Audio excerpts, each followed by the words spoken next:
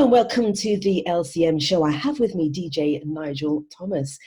He's an owner and presenter of the Surrey Hills Soul Train radio station. He had a passion for soul, funk, smooth jazz and gospel since he was 16 years old. He's had influences from 3 radio presenters in the North, Richard Serling, Mike Shaft and Ray Rose. They all had local radio shows at the time and educated him musically. He started presenting the Surrey Hill Soul Train on a local community radio station over 2 years ago. It has grown in popularity. So in March 2020, he formed his own radio station with nearly 20 presenters, helping him to present a unique blend of music. The aim is to help promote artists through interviews, social media, etc. And I have actually had the privilege of him interviewing me a couple of months back. So his passion and his love for music continues to grow, and he does all he can to help spread the word. So hello, Nigel, how are you doing? I'm good, thank you. Welcome. Thank you for having me. That's good. So how was your day? What did you do today? It's been good. Yes, I've been at work, so I've all through the COVID crisis, I've been a key worker in transport in London. So yeah, I've been having to make the journey from down near Gatwick Airport up to East London every day. Yeah. Wow. So you've had to have your mask on throughout the journey, haven't you? Yeah, it's mask time now. Yes, Okay. So yeah. So the first thing that struck me was that you've got 20 presenters to manage. My question is, how do you do that? Well, of course, it all started, as you said, back in March, and I actually came down with the coronavirus quite early on during the just actually before the lockdown. So I kind of had it quite mildly, and within sort of about 4 days, I was kind of feeling better, but. Because you sort of have to isolate for 7 days, and I was given a few extra days off work as well. I was very bored sitting around doing nothing, and of course I couldn't go to the radio station, the local community radio station where I usually do the Surrey Hills Soul Train from, because they'd gone into lockdown as well. So I thought, what can I do? I can't sit here and watch television all day. So I decided to put the Surrey Hills Soul Train onto a platform, and really just to continue in essence the 3-hour show that I did on a Thursday, to actually extend that so that all the new music that comes about and all the previous and older stuff that I could play and people could listen to. So I developed that platform quite quickly, but at the time I wasn't able to broadcast live as well, so it was a case of just playing a music stream on a radio station.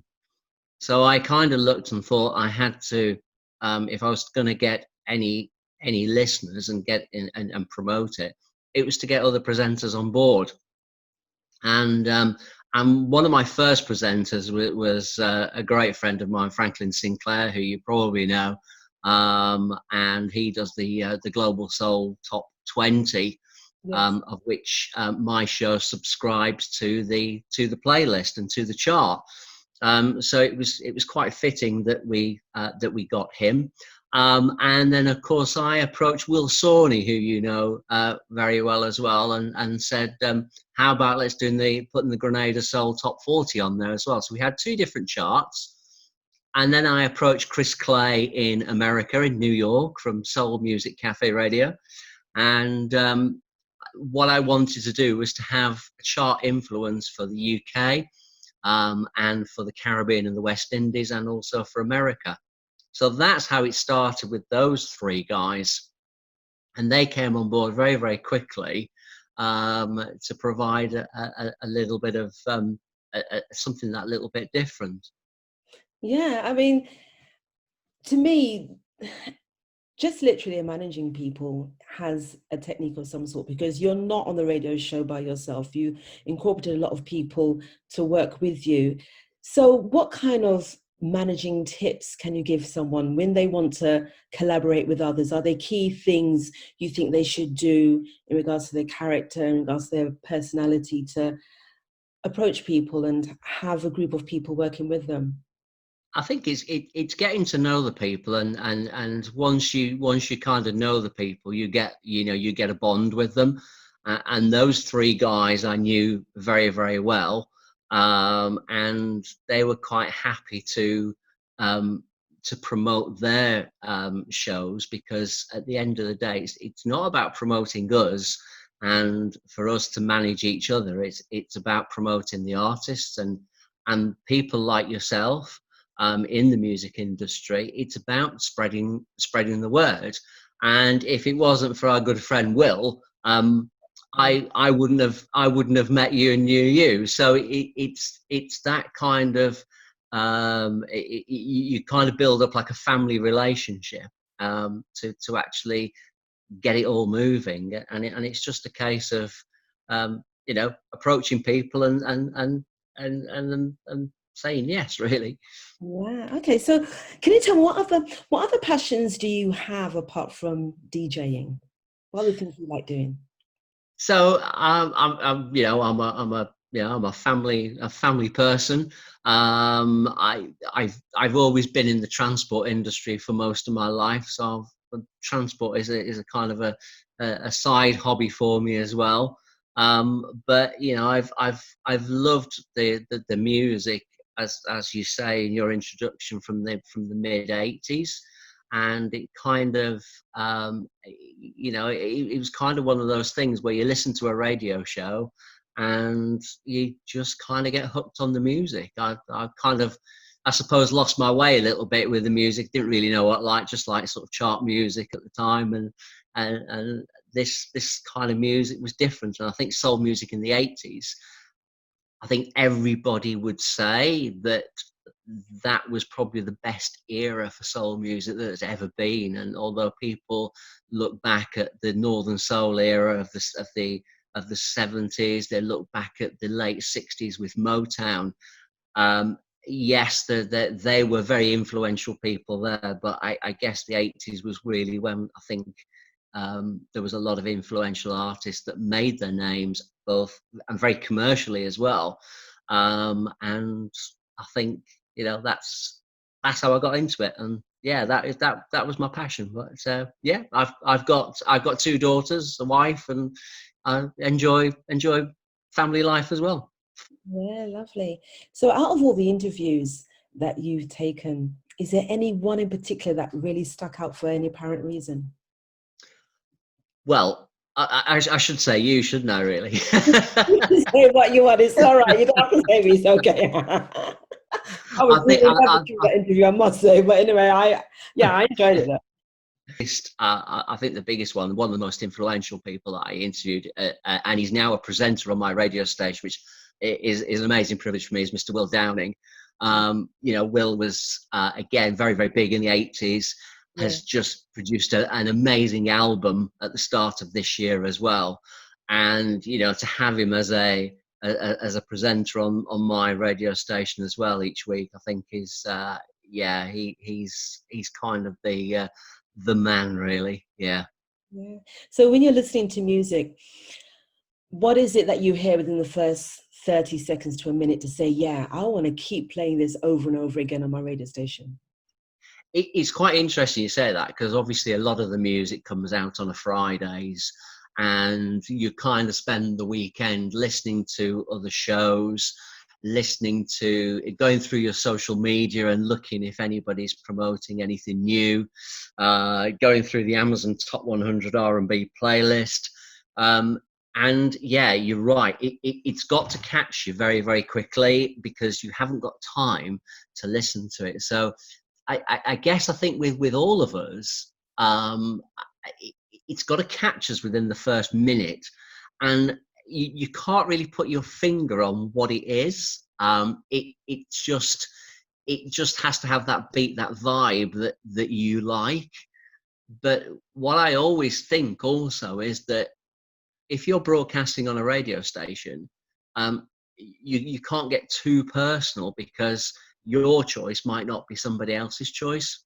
So I guess sometimes it might not capture me, but I'll see what the reaction is from listeners and from other social media as well. Yeah. There's kind of a group of probably about half a dozen of us that sort of link into Franklin, and we kind of all sort of try and listen to different genres of the music, you know, a bit of gospel, smooth jazz, the soul, and we all try and pick out something that we think is catchy, is edgy, and that people will like. And not always do we get it right. And you know, there's quite a few tracks over the past couple of months that I've really liked, and nobody else is playing them. And it's quite interesting um, how music is. As I say, it's very hard to put your finger on how it captures you. It just does. I'm sure you've listened to music. I'm sure you've written and performed a track where you think, is this going to be a hit for me? Is it not?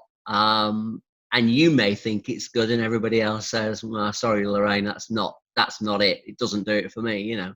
So Yeah. in the COVID pandemic, how has music been different as a DJ? I mean, how has it changed? If there's I, any change. I think it's a very good question. It's very interesting that I think we all thought when COVID came down that would be it for new releases for quite some time. But I think it kind of went the opposite, actually. And there has been weeks where there's been sort of 20, 30, 40 new releases that you've had to listen to. And, you know, I think everybody thought, no, everybody's going to not be able to get to recording studios, not be able to do anything. But people have, you know, they've got recording studios in their homes. Some people, obviously, some of the guys and girls, you know, do have full-time jobs, and they've been at home during the COVID situation. So that's allowed them to develop and write music. And, you know, we've had artists who have written music about the coronavirus itself. And of course, most recently with George Floyd, there is a lot of music coming out there now that is expressing the artist's own feelings about racism, about George Floyd, and about the whole thing. So you've got those two things at the moment. You've got the racism element, and also the virus.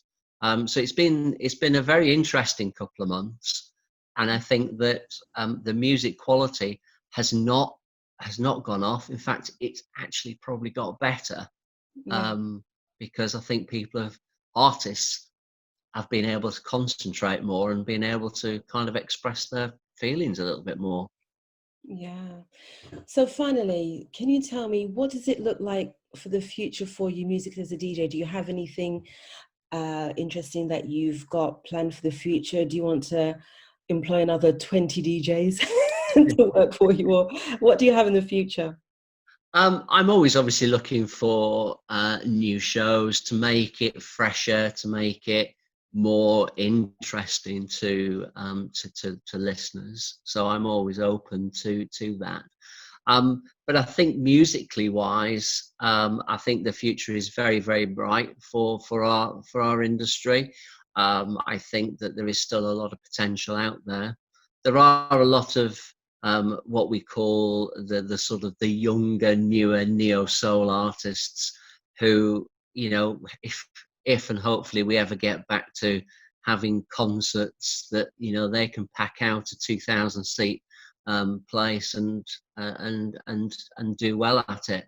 But there are also the other artists who, you know, we can still hear and listen to in the smaller clubs, and I think there's room for everybody out there, and it's a case of really for me is to keep promoting, to make sure that the presenters and the DJs are serviced with the music, and to ensure that, you know, they keep the social media going, we keep the social media going.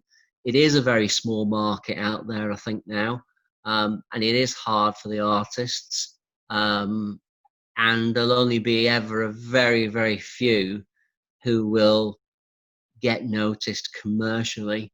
But I think a lot of the artists are actually happy in the way that they are. A lot of the artists are not interested in the fame.